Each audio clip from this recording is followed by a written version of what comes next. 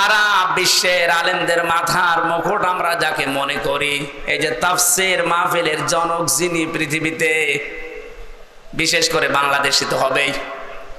তাফসীর মাহফিলের শব্দ শুনলেই মানুষ মনে করে আল্লামা সাঈদী।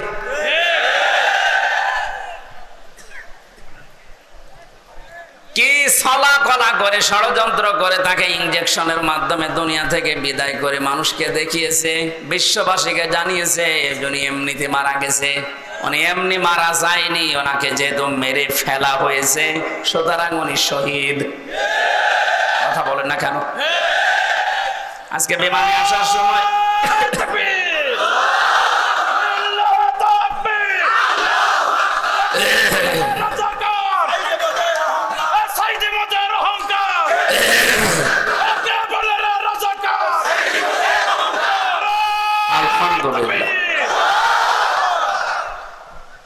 আজকে মিরপুরে নামাজ ছিল 10 নম্বরে, মিরপুর ঢাকা। নামাজ শেষ করে প্লেনে ওঠার পরে আমার পাশে যে লোকটা বসে আছে উনি আমারে বলছিল, হুজুর আমরা আপনার দলের লোক না, কিন্তু আমরা জানি আপনাদের আলেম কুলের শিরোমণি। লোকটা দেখলাম আল্লাহ রাসূল বিশ্বাস করে না, কথাবার্তা রাজা বুঝলাম। আমাকে বলছে আল্লামা সাঈদী আপনাদের কোরআনের পাখি বলে যারে জানেন, এই লোকটাকে এমনি মারা যায়নি, ওনাকে মেরে ফেলা হয়েছে। আপনারা যারা আছেন এই মানুষগুলাই চুপ করেন, এই মানুষগুলোকে আপনারা বলেন এই ডাক্তার মোস্তফা জামানকে নিয়ে আপনাকে যেবার রিমান্ডে নিয়েছিল 10 দিন, ওরে 2 দিন নেন, 2 দিন একটু রিমান্ডে নেন, ও সত্য কথা সব বলে দেবে যে কিভাবে কিভাবে কিভাবে। আমির জামাত ডাক্তার শফিকুর রহমান উদার হয়ে সবাইকে মাফ করে দিয়েছে, কিন্তু উনি একটা শেষ কথা জানিয়েছে, অন্যায়ের সাথে সরাসরি যারা জড়িত এই মানুষগুলোর কোনো ক্ষমা নেই। নবীজি যেমন 13 জনকে মাফ করেছিলেন, বলেছিলেন যদি এরা কাবা শরীফের গিলাফ ধরেও থাকে ওখানে ওদেরকে মেরে ফেলা লাগবে। 1500 বছর আগে যদি 13 জন ওইরকম হয়, 1500 বছর পরে আমার মনে হয় এখন 26 জন হয়ে গেছে। তার ভেতরে এই কালা অন্ডকোষ্ঠ উড়ে গেছে। এরকম আরো যে শয়তানগুলোর কারণে হাজার হাজার মানুষ বিনা কারণে আমার মতো 3 বছর 5 বছর 10 বছর 15 বছর জেলে ছিল, এদেরকে আপনি কি জবাব দেবেন? মাফ করে দিলে সব হচ্ছে? কেউ যদি জালেমকে মাফ করে দেয় সেজন্য মুসলিমের উপর অবিচার করে।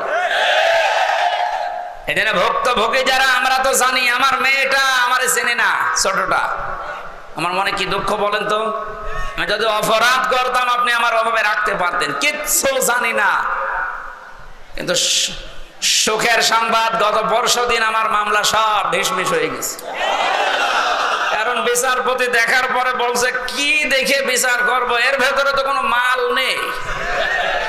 এতদিন আমি বিচার করতাম কিন্তু আমি পারি নাই, ওপরের নির্দেশ ছিল তাই। এখন যেহেতু এড়া ঘোড়া, কোনো চাপ নেই, এ মামলার কোনো বিচার নেই, সব ফেলে দিলাম। যা, আজকে আমার উকিল দেখা করে বলল যে সব বাতিল করে দিয়েছে। আদালত পর্যন্ত হাসে যে একটা মামলা হইল, আর এইটার কারণে 3 বছরের জেলে রাখা লাগবে, অথচ সাজাও যদি লাগিয়ে দেয় সর্বোচ্চ 3 মাস রাখার মতো, অথচ বিনা কারণে রেখেছিল কয় বছর? 3 বছর। আপনি তো মাফ চাচ্ছেন জনগণের কাছে, জনগণের ভেতর তো আমি একজন, আগে আমার কাছে মাফ চাবেন। আমি মন থেকে যদি মাফ করে দেই আপনি মাফ পাবেন। আমি যদি বলেন হুজুর আল্লাহ না, আল্লাহ মাফ করবে না, কারণ আল্লাহ আমার উপর ছেড়ে দিয়েছে, কারণ এই দায়িত্ব এখন আল্লাহর নেই। আল্লাহ তো হককুল্লাহ আর আমি হকুল ইবাদ। এক কথা বলুন, আপনি কোন মুখ নিয়ে ব্যারিস্টার আরমানের বোর কাছে মাফ চাবেন বলেন? আমান আজমির স্ত্রীর কাছে কি করে মাফ চাবেন? মহিলাটা আজ কত বছর অপেক্ষা করে না থাকতে পারে, গত বছর বিয়ে করে ফেলেছে।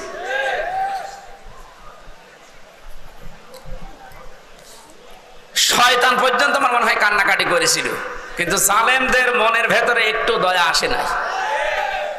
এত বড় কঠিন হয় মানুষ, একটু জানিয়ে দিতে পারতেন আপনি গোপনেও যে আপনার স্বামী বেঁচে আছে, আপনি ধৈর্য ধরেন, বের হবে। আপনি মেরে না ফেলে বাঁচিয়ে রাখলেন, আর আমরা জানি যে উনি নেই। মেরে ফেললে হয়তো ব্যারিস্টার আরমানের স্ত্রী অন্য জায়গায় বিয়ে করতো, যদি সংবাদ পেত যে আমার স্বামী নেই। কিন্তু এমন অবস্থায় রেখেছিলেন এর 8টা বছর, এত তারপরও কোনো অপরাধে জড়ায় নাই, ভাগ্য ভালো। কথা বলে না কেন? অন্য কোন সাধারণ মেয়ে লোক হলে কত কিছু কত জায়গায় পৌঁছিয়ে দিত। 76 বছর বয়সে এখন শুনছে নাকি বিয়ে করবে, আর তাদের বয়স 35 বছর 32 বছর। এই সমস্ত বয়সে নিজের যৌবনকে যারা 8টা বছর স্বামী আছে কি নেই এই দোদুল্যমান অবস্থায় নিজেকে কন্ট্রোল রাখতে পারে, এগুলো আল্লাহর টাটকা নির্ভেজাল ওলি। আর অনেকে ফতোয়া দিয়েছিল আল্লাহর ওলি মহিলায় পৃথিবীতে একজন আছে, এ দেশে যদি কেউ জান্নাতে যায় মানবতার কন্যা জান্নাতে যাবে। শয়তান এগুলো শুনতো আর হাসতো, আল্লাহ তুমি আমারে শয়তান বানিয়েছো। গাইবান্ধাবাসী যে আয়াতটা দিয়ে আমি কথা শুরু করেছিলাম, এবার আসেন আল্লাহ বলেন এই যে নাজ্জাআতাল লিশাওয়া, এ দরজা দিয়ে প্রবেশ করার সঙ্গে সঙ্গে মানুষের চামড়া খসে যাবে।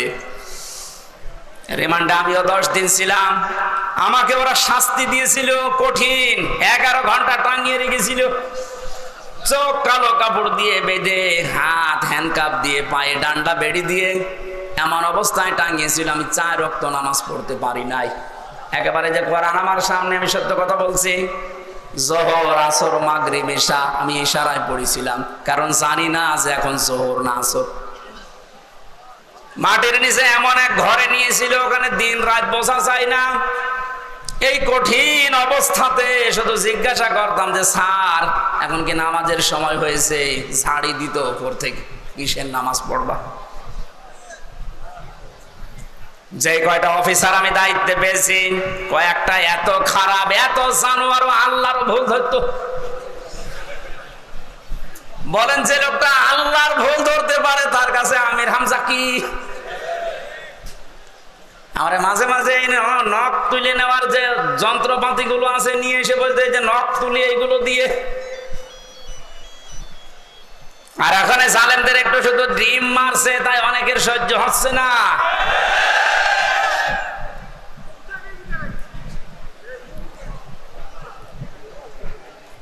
এত বড় কঠিন শাস্তির ভেতরে কেউ 8 বছর 10 বছর, আমি তো কান্নার আওয়াজ শুনতাম মাঝে মাঝে 7 তলা থেকে। কারারক্ষীরা বলতো, এমনকি ওখানে প্রশাসনের যে মানুষগুলো বলতো হুজুর এখানে অনেকেই 2 বছর 3 বছর 5 বছর আছে, কেউ জানে না, আপনি যদি বাইরে যেতে পারেন বলবেন। কিন্তু ভাগ্যের নির্মম পরিহাস, বের হওয়ার পরে এমন এমন থ্রেট দিয়েছে যদি কোনো কথা উচ্চারণ করি আমিও গায়েব হয়ে যাব। আল্লাহ যেহেতু নিচে দয়া করে এখন সুযোগ দিয়েছে, এ বাংলাদেশে শুধু ডিবি অফিসে না, এই ডিজিএফ এর দায়িত্বে যারা আছে, আর্মির এখানে মাটির নিচে আয়না ঘর না, এরকম বহু জায়গায় আছে যেখানে যেটা আছে খুঁজে বের করে ওখান থেকে সবাইকে তাড়াতাড়ি মুক্ত করে দেন। এটা মানবতার সাহিত্যে সব চাইতে বড় অপরাধ এই আয়না ঘর, এই গুম। আজকে বিশ্ব গুম দিবস ছিল। বাংলার মানুষেরা এ কঠিন কঠিন শাস্তির পরও আমরা ব্যারিস্টার আরমানের দিকে তাকিয়ে দেখলাম ওনার মাথার চুল উঠে গেছে কিন্তু চামড়া ওঠে নাই।